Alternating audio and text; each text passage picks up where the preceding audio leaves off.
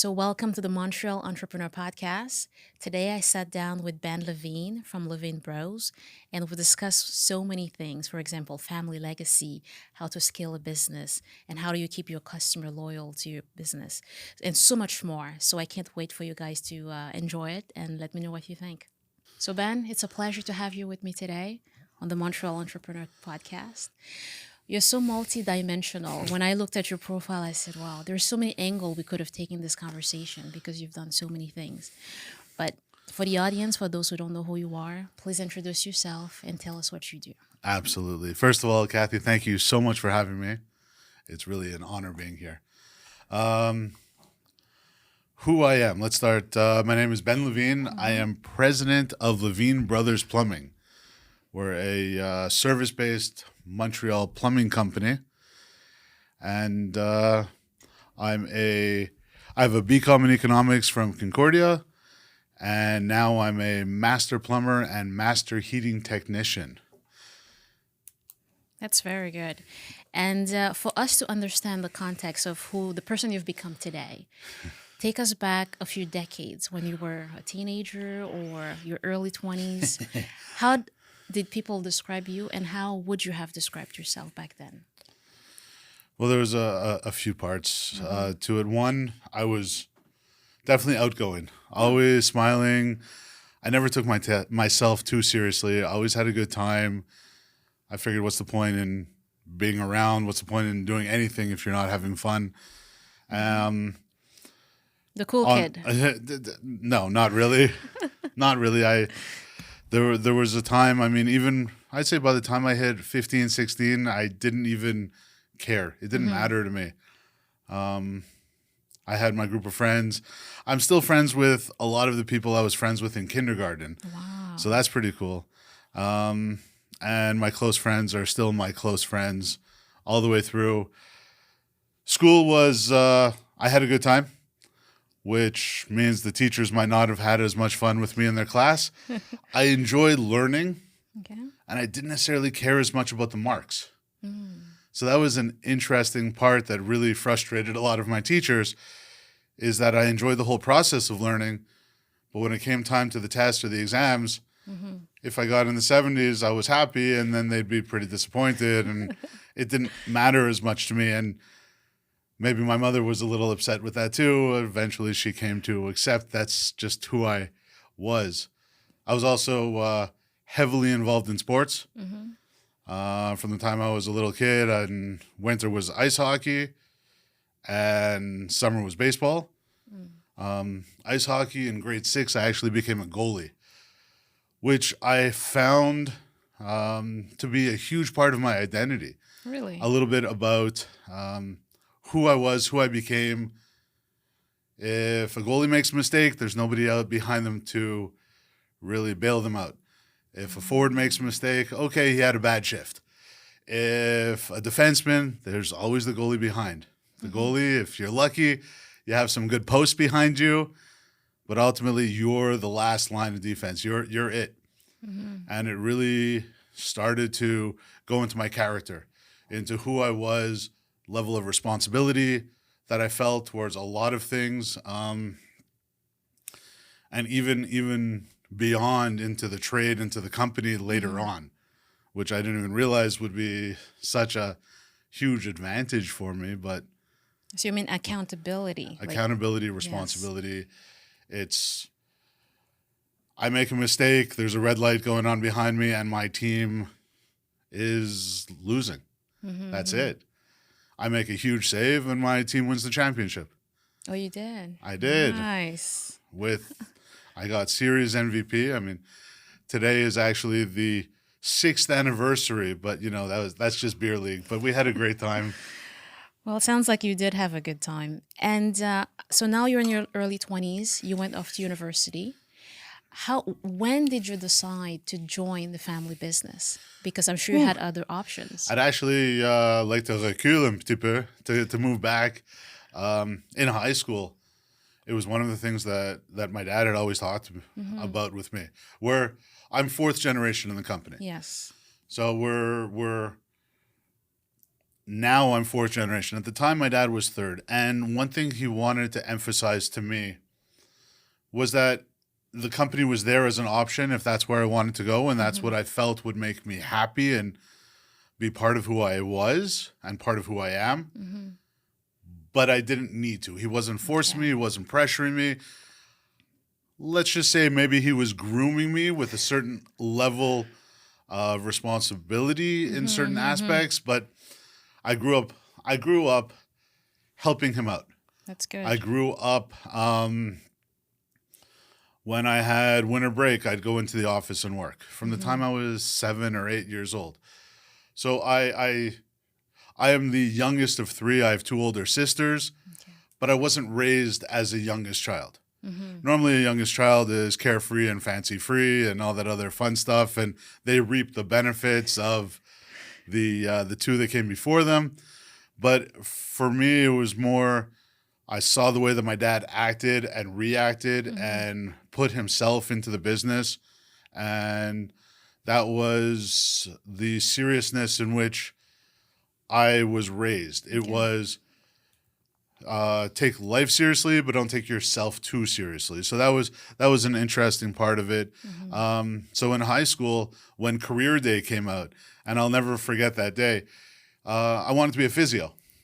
Like I said, I really love playing sports. I would play ultimate frisbee later on with my buddies Saturday afternoon, or we'd play a game of tackle football. Whatever it was, I'd always get hurt though. I never actually. I was the one who would dive into the thorn bush to catch the frisbee, and whatever the consequences were behind that, but I caught it. I made the stop, no matter what. Didn't matter. So I figured a physio made sense. It's I love helping people. I realized, and I've since realized that is a huge part of who I am. And part of my being is really just being able to help people. But also, I kept getting hurt, so I figured the two of them, I'd be able to help myself out. Then I got to CEGEP, and the science courses aren't necessarily for me. It's memorizing. It's not learning. At least not learning in the way that I like to learn and the way I know to learn. And then I took one business class. I believe the teacher was Les Cutler, and he came from industry. He had retired, sold his business, was able to retire, and decided that he wanted to teach. And it was more like a mentor or a coach standing in front of the class teaching us about business. And everything just clicked for me right then. And I said, sciences aren't for me, but I would enjoy and love to learn and study about business. And once I'm studying about business, I knew that I was able to have the company to go into, to be able to eventually to take over. So from that point on, it was like my goals were like shifted and set. I went into university. I have a BCom in economics, and every group assignment, every project, I was focused on small businesses, family businesses, successions, and everything that I did was to focus towards giving me more experience and more insight into coming into Levine Brothers. That's impressive. I like that. So I like how there was a shift because of that teacher that was able to guide you. Because sometimes we do have teachers, but they have no idea about business. They're just reading the books and then sharing their knowledge. Chapter 1. Yeah, exactly. But then with him, there was Cutler, you said, right? So there was he was able to put like a little bit of insight on his past experience, probably. That's it. And he brought it forward. And his passion for his company lit something up in me that I was able to bring to my classes, to my school, to my projects, and to help me really refocus. It was a really interesting shift in my life. I understand. Now let's shift gear a little bit and talk about Levine Bros, the company that's been around. It's a legacy. It's been around for over 100 years. Tell us on how it got started. Woo! All right. So I will start off a little nefarious of a bit of a story. So my great uncle Arthur was He was 17 years older than my grandfather. He was originally a plumber working on construction sites. And he was just this big, strong dude who was able to do things that most guys didn't try. So in those days, they had cast iron bathtubs. And they're like 300-pound bathtubs. And normally back then, he was on a construction site. And back then, it was 2 guys to a bathtub. And you had your quota that you had to do for the day. And Arthur decided he would portage these bathtubs like a canoe over his head, and by 10:30 he finished his quota for the day. And the stories go that maybe he enjoyed the Montreal nightlife on a regular basis, so he decided to catch up on some sleep that he might have been missing. And it was right then that the owner of the plumbing company came upstairs and obviously fired him on the spot. Oh, really? And the next day he started the company in plumbing within the community. Okay. So my great grandmother, his mother, actually went door to door and said, "My son is now your plumber. You let us know if you need anything fixed." It wasn't like this is like pre-networking days. This is like, no. My son's a plumber. You're supporting us. Yeah. Don't think about bringing somebody else in. I'll know. That was my great grandmother. I mean, she was an immigrant from the old country, and that was her mentality. My Arthur's father, Isaac, was a blacksmith. So he made actually the metal rims around wooden tires of cars. And apparently we've evolved since then. And when rubber tires have actually hit cars, he lost his job. Okay. And it was a natural partnership, so to speak, on that time between Arthur and Isaac, his father, because everything was repairable back then. Nothing was made of plastic like today. There was no such thing as planned obsolescence. It was a radiator's leaking. They went out, took it out, brought it back to their shop, fixed it, because now we had a blacksmith who had the skills and the tools and the everything else. They fixed it, reinstalled it. And that was really the genesis of the company. My grandfather, Jack, about 10, 11 years later, let's say around then, he was about 15 or 16. He was delivering groceries for a grocery store on a bicycle. And he had a 50-pound bag of potatoes in the basket on the back. And he happened to turn a corner and fall, and Arthur was in his plumbing truck right behind him. So he pulled up right behind him. He said, "Jack, get in my truck." He put the bike in the back of the truck. He made the delivery for him, went back to the grocery store, handed him the bike back, and said, "He just made his last delivery for you. Jack, you're coming to work with me." And that's really the first brothers that came together. They built a company over the two of them together from the 30s up until my father graduated from electrical engineering in 1970. And he loved, in the same way, he loved working with his hands, and just an absolute huge disappointment to my grandmother, who was trying to get her sons to get a proper education so they wouldn't have to work with their hands, and they wouldn't have to be on call at night, and they wouldn't have to work till all hours of the morning 6 days a week, because back then it was 6 days a week. Yeah. And my dad just loves it. Yes. He loves the trade. He loves helping people. I'm sensing a theme here a bit, I guess. And he was on a truck, and it's something he also grew up in the industry, obviously, and he also was experienced in it. So he went onto a truck almost right away. And a year later, his brother graduated from business school from, I believe it was then Loyola, which is now Concordia. And he bought himself a Volkswagen bus. Him and a couple of buddies drove around North America for their summer graduation trip. And he came back, and he decided to work in the company until he found something better to do. And he tells a story all the time, until I found something better to do, which turns out was retirement. So he retired probably about 8, 9 years ago now, Okay. and that was his better job that he found almost 45 years later. Wow. So that's a great history there. Started from 1922 up until now. So it seems like I thought maybe it was all planned that he started this plumbing business, but it seems like it was out of necessity. He had out no of jobs and he out of had to go and necessity. And then the generation we're in right now, my brother-in-law, who graduated from engineering in 2003, he actually got married. And right before they got married, my dad had a conversation with me about him coming into the company. And he's an amazing person, an That's great. amazing, great. He's graduated electrical engineering, which I really appreciate the mirror towards my dad and uncle. My dad's graduated mechanical engineering, my uncle in business.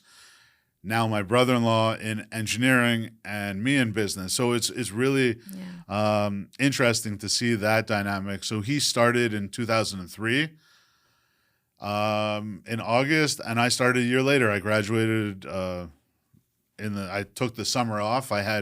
Took the summer off. I had knee surgery, and I needed to rehab. I told you I like getting hurt playing sports, right? Yeah. And so I tore my ACL, and I had knee surgery in June. In August, I started at Levine Bros. And in '04. Nice. So that brings us to our generation now. Today. Yeah. But it's interesting to see how everybody that came before you, all their skills that they had or what they studied at university, all of them, it contributed to propel the business to where it is today. So this is very interesting. Now, let's talk a little bit about the company culture. Was it always what it is today? If not, how has it evolved over time? The culture and the values as well.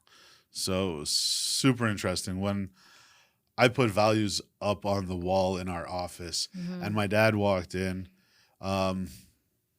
and core values, mission statement, and I talked to my dad, and I'm like, "Did you have these?" He's like, "Of course, in all of our hearts." And I said, "Okay, how did you communicate that to the staff?" He's like, "Everybody just knows." Like, okay, so everyone's following your lead, and really, my grandfather was always, if you could serve somebody, serve them the best you possibly can. If you can be there to help, it is your obligation to help. And he was always about giving better level of service, which is super interesting. He talks about how I remember him talking about that people will remember if you do bad work for them, not if you gave them a discount. Yeah. So the idea is you're not actually giving them better service by giving them a discounted service. You're giving them better service by looking after their needs, whether they know about it or not. Yeah. And that theme actually has brought us through the generations. My dad talked about it, is you give people the service so that they know they are properly taken care of. And I go one step further and say, give people the service that they don't even know they wanted. Yeah. And it's interesting. It reminds me, Henry Ford's quote is, if I would have asked my customers what they wanted, they would have said faster horses. Yeah. So it brings our principles and our values as a company and the culture to there's a continuity over the generations, but in a different way. Yeah. I mean, if my grandfather walked in the way and saw the way that we're all working together, and I think we'll talk a little bit about technology after that. So that's interesting. But even to the point that my dad, and bless him, he felt that in order to make sure everything was done properly, he needed to be involved in all aspects. He was involved. He took care of the operations, the daily operations of the company. And bless him, everybody, he is the nicest person if you've ever met him. He will go out of his way. He will sacrifice, and he will be there to help people, including people in the office. Yeah. But what he did is he created a company that could only grow as much as he was willing or able to work. Okay. I mean, there was no willing. If he wanted to work more, he just couldn't. Yeah. I used to meet him in the hallways when I was in university in CEGEP, because I'd be coming home and he'd be going to work. And sometimes we'd have breakfast together and I'd go to bed and he'd go to the office. Seems like you had a good relationship with him too. Still do. Thank Yeah. goodness. Yes, that's No, very good. it's very much so. Right now, what I try to hold people accountable for their work. I try, sometimes maybe in retrospect, sometimes maybe I'm a little too hands off. However,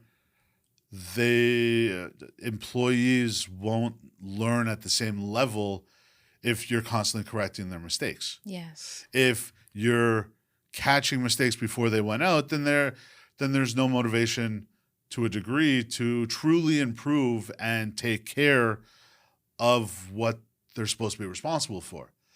So it was an interesting dynamic when my dad stepped back and myself, my brother-in-law, and we had another partner stepped in on the operations side.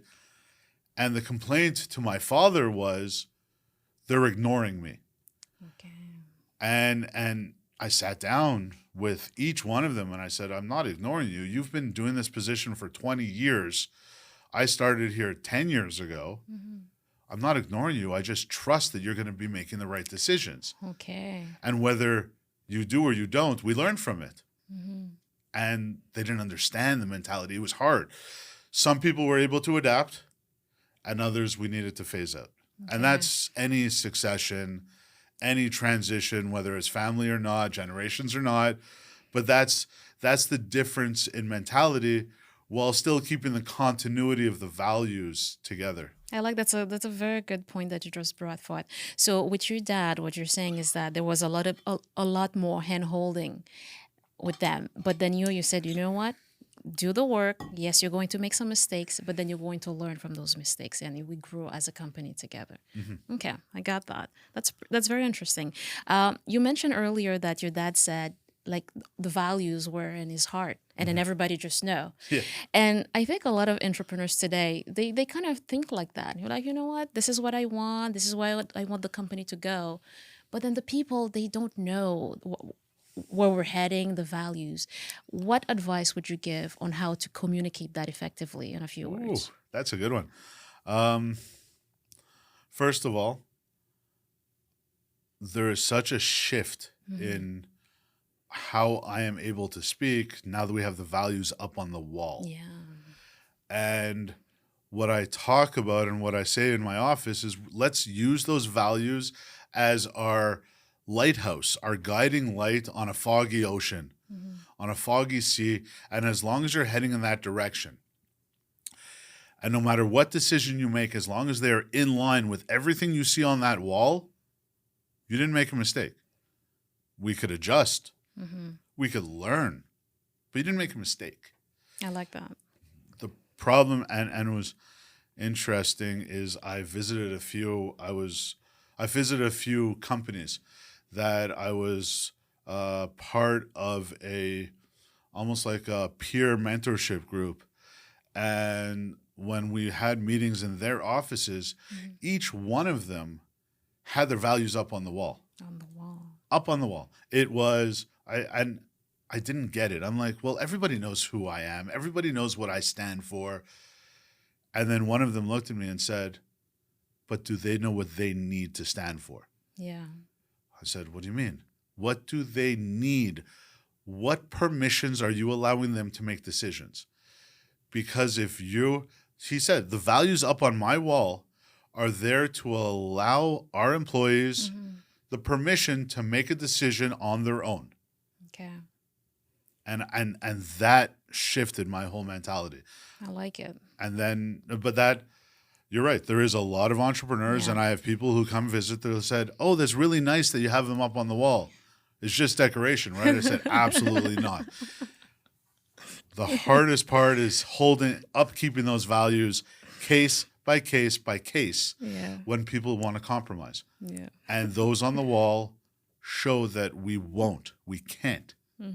That's And that's very good. I like that. So we can say the values on the wall, lighthouse. Got that. And since you joined the company, I think you said 2004, correct? 2004. You already mentioned an obstacle that you had to face, the transition, letting the people do the work on their own. Were there any major challenges that you had to face? If so, how did you face them? So some major obstacles, a few. One is I had so many ideas. I was coming out of school and I had so many ideas how we could do better. How do we improve? And I took that as my responsibility. How could we improve? And one day my uncle called me into the office. And this is, I mean, like months after I graduated. And I was working in the warehouse at this point. I was sweeping floors, putting stock away, taking the garbage out. And he called me in and he said, "You have to stop." I'm like, "Okay, stop what?" And like, I just had no true understanding of what he was talking about. And he said, "You're talking about change. And It's too change much. scares people. And all that they see when they look at you is someone who thinks what they're not doing is good enough, and someone who doesn't respect what has happened for the previous." So I've been for the previous 80 years of this company. And you're actually really insulting them. Yeah. And you're insulting me and your father to them, Interesting. which only discredits you. He said, "Your job right now, take mental notes. Keep your mouth shut, ears and eyes open. When it's your turn, you'll know it, and then you'll be able to change. Wow. Learn how we do it. Learn why we do it. Yeah. Learn why we've put these processes in place. Don't say the process is garbage and we need to fix it. Learn why. What has been built? Yes, there are some. It's almost like a house that's been renovated one extension at a time, and nothing really joins properly together. And then a builder comes in and says, "Oh, this is all garbage." Well, no, you don't understand Yeah. the history behind why we got there. Once you understand the why, and a lot of the processes were put in place almost as double checks. It was by far the best system that could have been made on a paper system without being computerized. Yeah.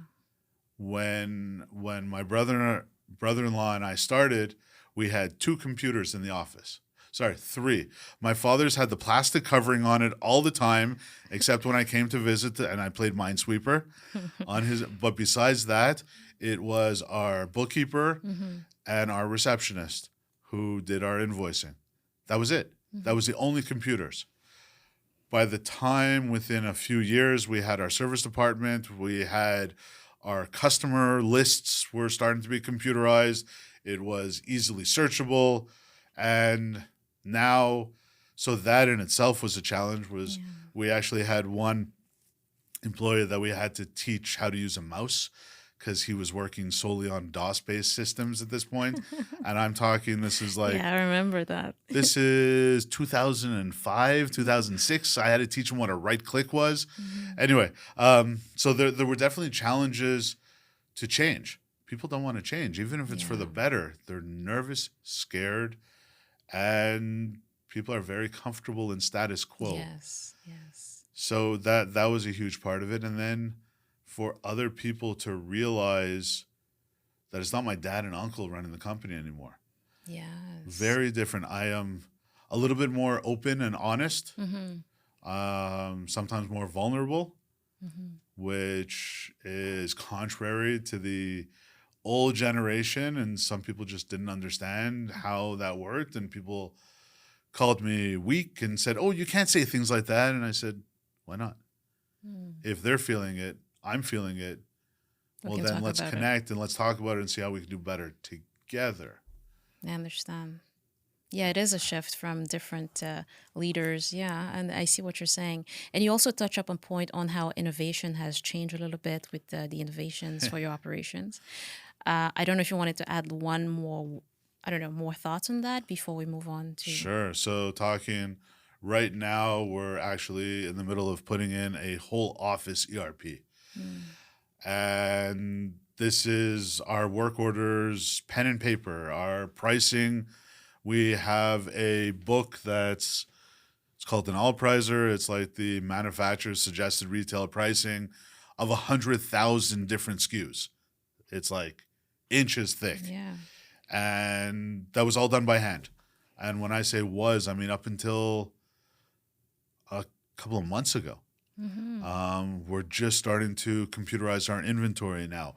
Our service department, we're able to communicate now from the service department to the warehouse to the project managers to me. So we're actually able to not lose anything. Okay. We like to say sorry things fell through the cracks. Well, every call that was on a paper was a client that was waiting for us to help them on the other side. Okay. So the ERP, the goal of this ERP, and ultimately once we finish putting it together, will be to give a higher level of service to our clients, but also to fill in those cracks that those calls used to fall through, let's say. Yeah. That's very good. So this, no doubt, is going to propel the business to a whole new level. For That sure. is one of the things that we're putting in place, yeah. Very nice. And if we're talking about the legacy of this business, families involved, and what advice do you have for entrepreneurs today that are looking to build something that will last, something that an asset they can pass on for the next generation? So there's a few things. One, first and foremost, build a process. Understand that you need to have the steps in place for everything that you do. It's when you're a solopreneur and you're just doing everything yourself and you know the standards that you are working at, but then you want to grow and bring somebody in.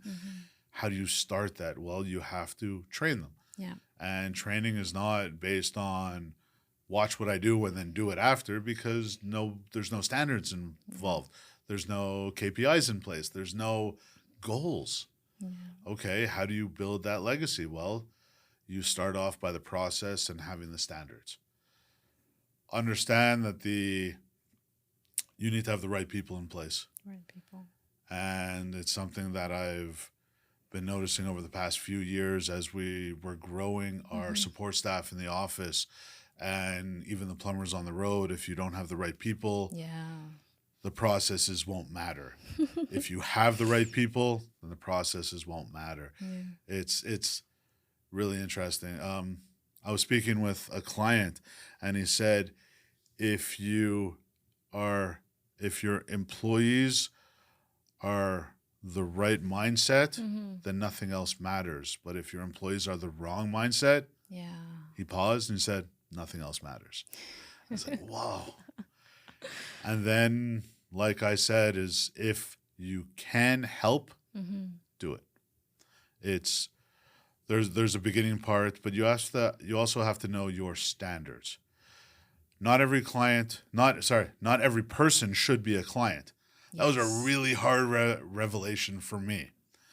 Growing up, it was always like some of my friends' parents didn't want to call us. They didn't necessarily have those values, and I took it very personally growing up. And then as I got older and as I started to go deeper into the business development and I started speaking with people, I'm like, wait a minute. They don't value what we bring to the table. The processes that we've put in place, they just don't, they're not there. They don't care what our extra value is. So no matter what, if we're $1 more expensive than who they're using right now, we're too expensive because they don't see the value in what we bring. They see they see it as a commodity, basically. Exactly. Yeah. And it's one of the biggest compliments I've gotten recently from someone who I had known for a couple of years, and then she called us in for one building that she was managing, And at the end of it, she called me up and said, "You're not a plumbing company." I'm like, "What are you talking about? Of course we're a plumbing company. It's right. I mean, it's who we are." She's like, "No, you're a service company that happens to do plumbing." Hmm. And I'm like, "Wow, that's a compliment right there." And it's what we strive for. We strive for the customer experience. Yes. Yeah. Put the client first. I understand that. And also having the right people, like you say, on the Yeah. road because they're meeting with your clients. Mm-hmm. So the hiring process is Hiring key. Yeah. process, then training once you have the right people in place. And I mean, I have Richard Branson quotes popping around my head all the time when it's if you take care of your employees, they'll take care of your clients. Yeah. And then the other one is that if you train your employees well enough so they can leave, but treat them well enough so they don't want to. Yes. And those two just like they're at the forefront of almost everything Yeah. I do with our employees. Even the last one, sometimes as entrepreneurs, especially maybe newer ones, we're thinking, oh no, we can't give them all this training. Then they're going to become our competitors. It's a fear, it's a mindset, Is. you know? It is, especially, and I hate to say there's such a small barrier to entry in plumbing, but if you write one extra exam, then you can become a master plumber, then you can open your own office. You have one client, and now all of a sudden you have a company. And most of our guys, our hand tools belong to them. So we supply the heavier equipment. If they're leasing a truck, and there's a relatively small barrier to entry, and especially there's small business loans available. And for them to compete with our clients, yeah, there's a lot of guys that leave. Yeah. It's And, a risk we have to take, basically. It is, Yeah. because what if they stay? Yes, exactly. What if they stay? And there was one plumber who, from the time I hired him as an apprentice, said his goal was to go out on his own. And I had a lot of trouble. I actually learned a lot about myself from the experience I had with him, because I felt very betrayed when eventually he did go out on his own. And that was the mind shift in, well, yeah, that makes sense. He always told me he wanted to. Yes, you didn't listen. I just wasn't listening. Exactly. And do you believe that, because we know the after 5 years, 50% of businesses will fail eventually. The stacks is against business owners. Do you believe that there's a greater chance of survival, of success, if it's a family business? There are pluses and minuses to a family business. So I actually, a few years ago now, I had a mentor who asked me if I wanted to run a family business or a business with family in it. And I said, okay, I'll bite. What's the difference? A family business's primary purpose is to serve the family. Make sure that everybody in the family is properly taken care of. Make sure that it's you eat first. Okay. As opposed to I hate to use the word, a proper business, that which obviously, I mean, I wanted to have the business that has family in it. Because right now it's the family involved in the company is myself and my brother-in-law, but we have 47 other employees who need to feel who need to be part of the company, who need to have some sort of ownership and responsibility over the overall well-being of the company. Okay. And if everybody has their proper roles and responsibilities, they have proper KPIs, and the business is run with targets, and it's run in again, I hate to use the word proper, not to say that small family businesses that don't work in a structured way aren't proper, but they're missing an aspect of being able to make a business great. On the other hand, like I said before, being in the family business, growing up, I was groomed. I experienced what it took, what commitment level was involved, what needed to be done, and I saw what I wanted to do and what I didn't want to do. My lesson to take over the business started when I was born. not when I got promoted from project manager to manager to Yeah. no, it from the time I was born, I saw what it took to lead the company. Hmm. And yes, there were definitely parts of what my dad did and how he worked that I did not want to work. For sure. Long hours, maybe 7 days a week, like you said. And maybe I'm not doing much better these days, but in different ways. We won't talk about that then. And what are some of the advantages and disadvantages of a startup, or should they join an existing company? So, starting an existing company, you have the reputation. I feel so lucky to come into a company with this reputation. Hmm. People knew my father, my grandfather. We had the employees already working. We had the system already Yeah. done. We had the money in the bank. We had invoices going out, and I didn't have to worry whether we were going to be opened in a week, a month, a year. Hmm. It was so there was definitely advantages to that. Whereas a startup, there's nobody else around but you.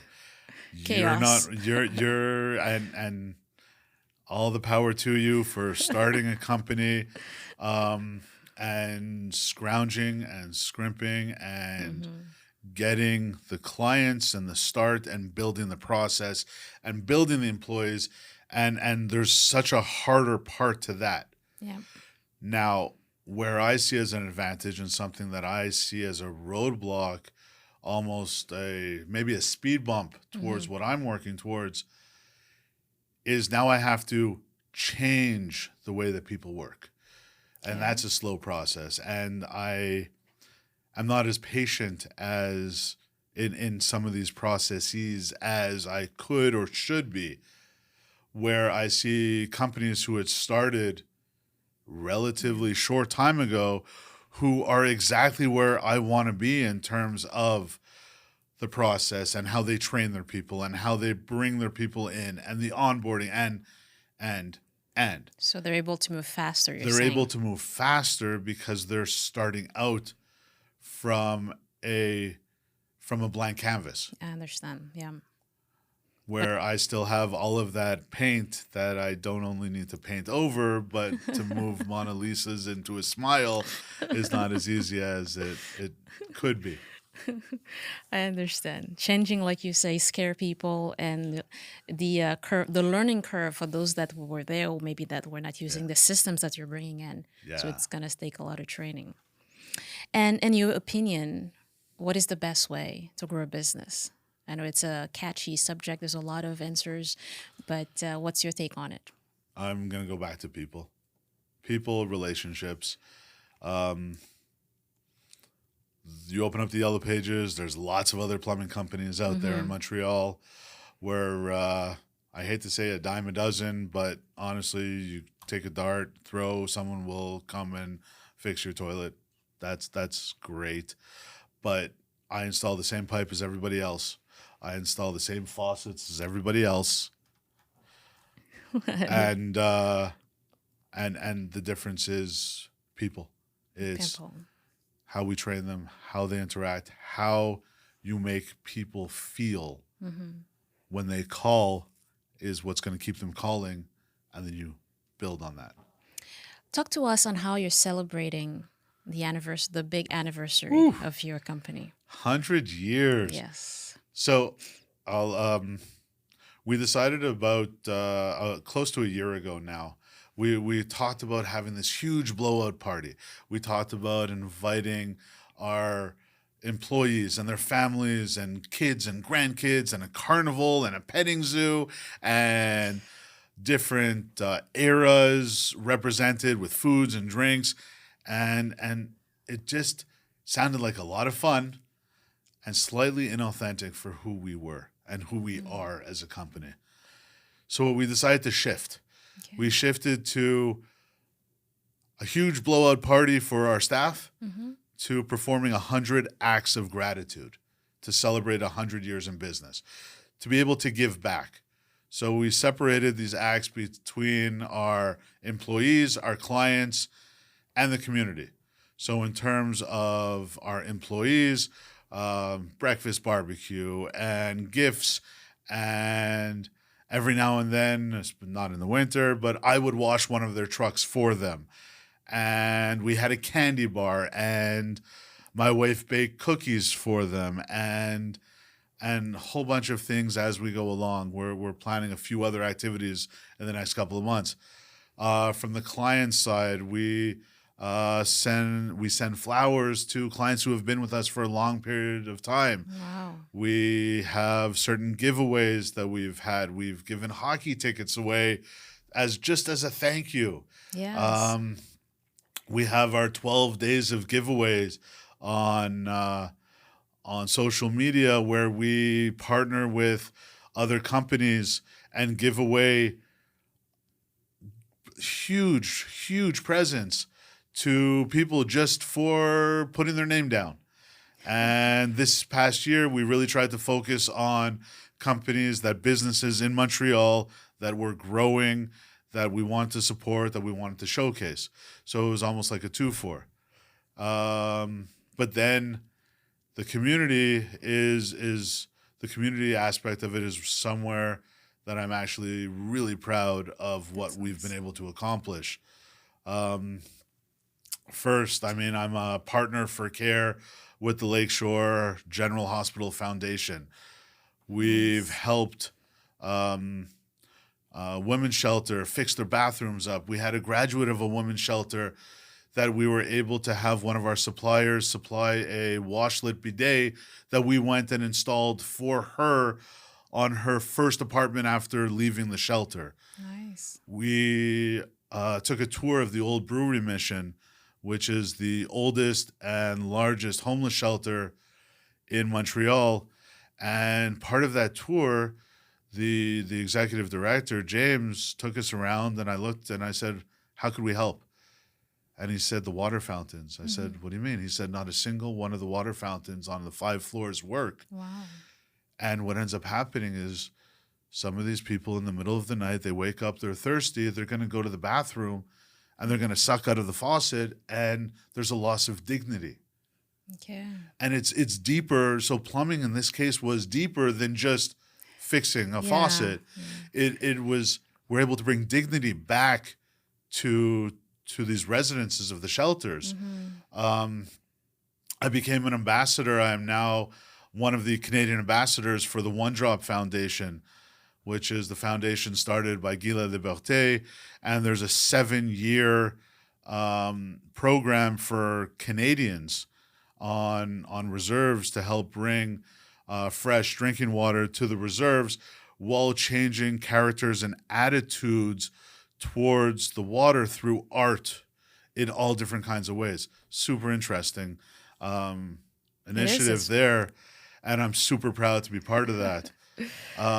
One that I really just wanted to bring up that brings chills every time I talk about it, there was a woman, a family of 6 in Pancourt, in a suburb of Montreal, and the woman, the wife, the mom, was having cancer treatment and had to stop working.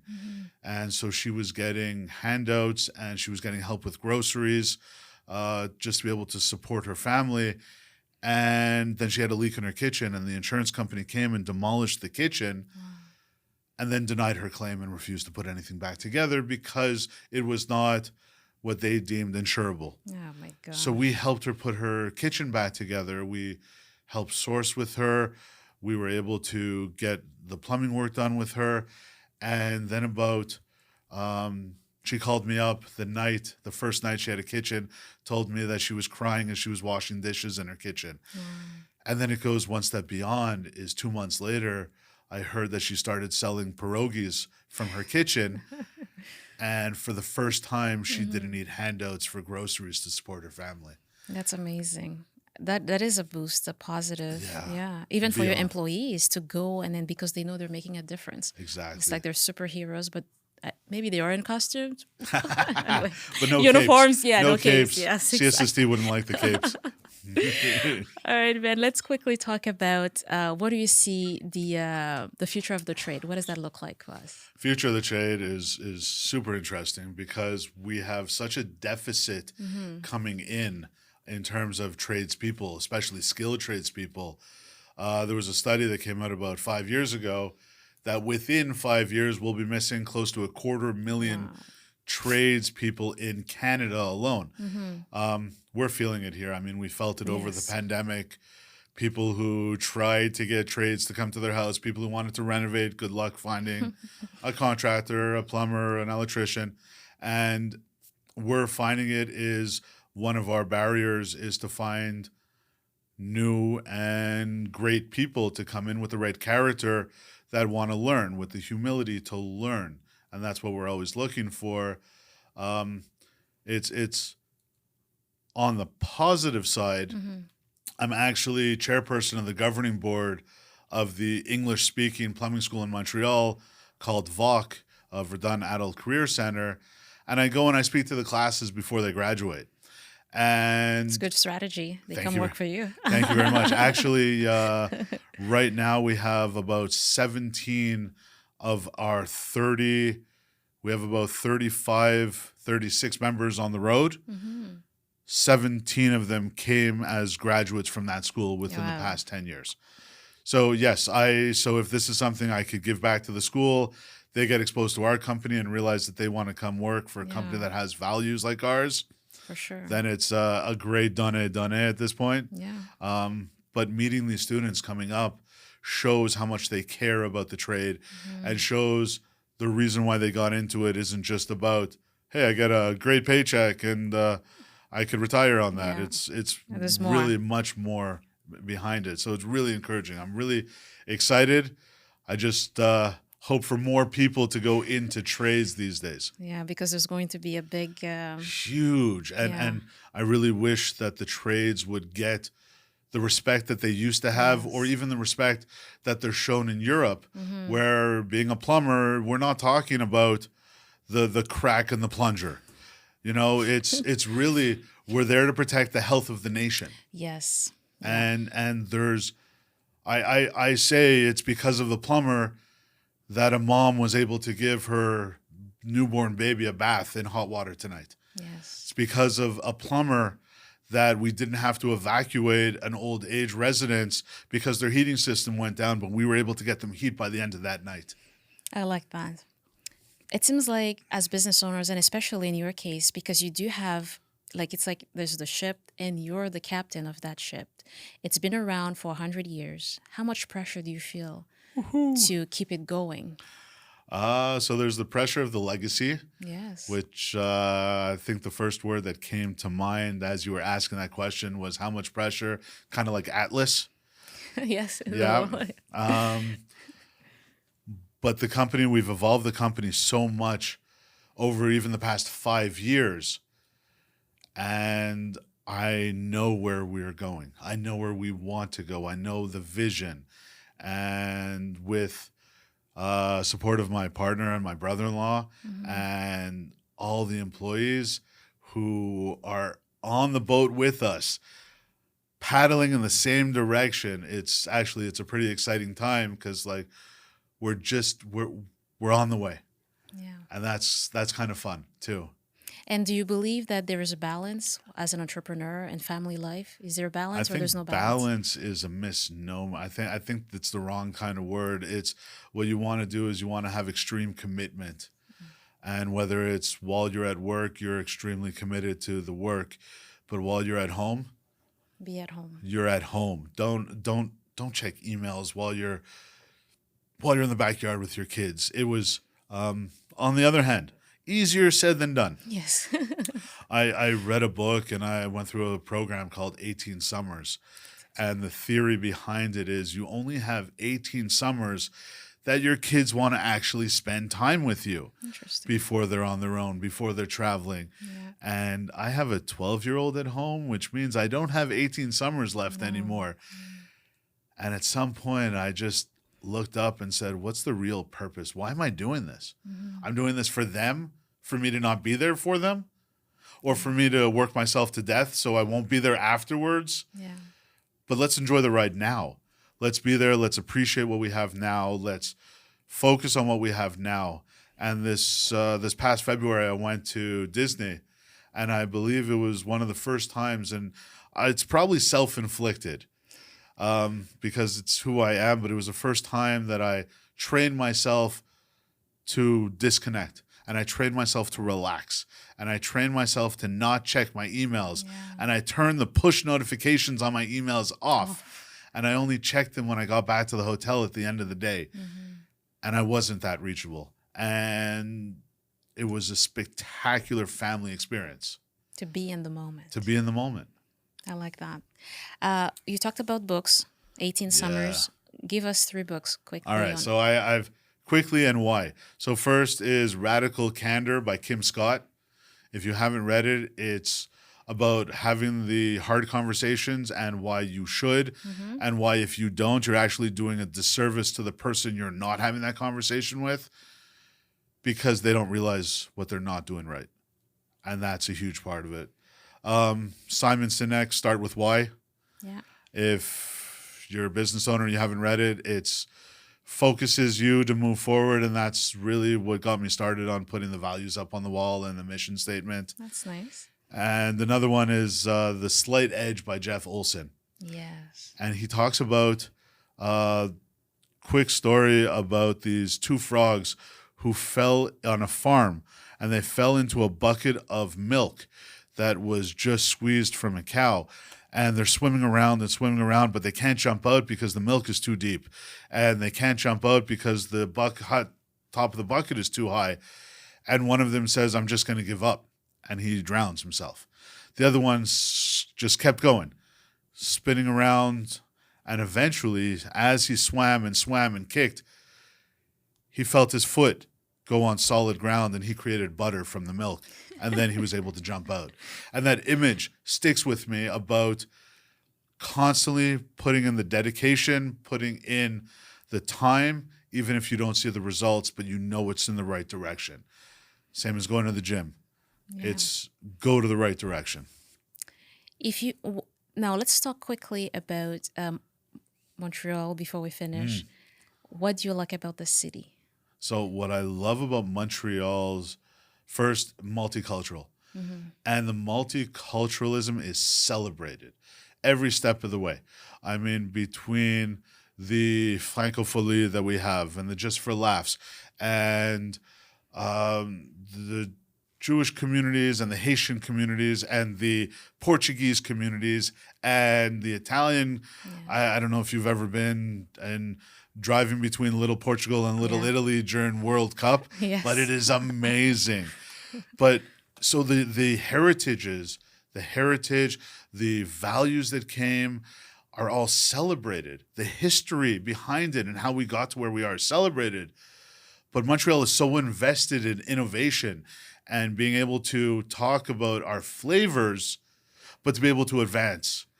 Where Montreal as a city is one of the hotspots for software and video gaming. Yes. And technology advances and just mindset. It's a mix of so many different things, and that's to be celebrated. I agree. And if you had to endorse a Montreal entrepreneur, who would that be? Somebody you respect and admire. So this is, there's a lot of them, and I've been thinking about it. There's one that I actually wanted to bring up that I hadn't thought about before, and it's in the Jewish community we have a funeral home called Paperman's. Okay. Right now, Paperman's they're about to have their 5th generation running the company, and so Joseph Paperman was one of my first mentors while I was still in university. He was involved in the Jewish Students Association and the Business Students Association. And he was so involved, and I got so much of the caring side of it. And speaking with him and talking about family businesses and how they have grown and how they have evolved, but still kept the same principles where each one of the family members has their own roles and responsibilities. It's not, okay, we're all running the company together. It's, he takes care of the business side, he takes care of the family, he takes care of the operation, and passing that down from generation to generation, going back to the family, the business with family in it. And it was just the mindset of being able to bring the next generation and communication and Yeah. relationships. Fifth generation. Impressive again. Yeah. My goodness. Did we miss anything? Is there anything you want to add? Whew. Just one quick point Mm-hmm. is I feel that entrepreneurs and business leaders seem to feel that having a mentor, having a coach, having a therapist even is taboo. It's no, it's my business. I'm the one. I don't have any weaknesses. No, it's not about that. It's about knowing who you are, Mm-hmm. having someone who has been where you are, who is where you want to go, and is helping you to get there. In life, we only have really two currencies. One is time and one is money. Yeah. And if you're willing to trade one for the other, I highly recommend trading money to get time back. Yeah. If you could fast forward your education and your progression and your development by paying for it, money is not a scarce resource. And I think that's something else that entrepreneurs need to think about. You could always make more money, but you can never get the time back. Whew, Yeah. that was deep. And if anybody wants to reach you, how could they get in touch with you, Ben?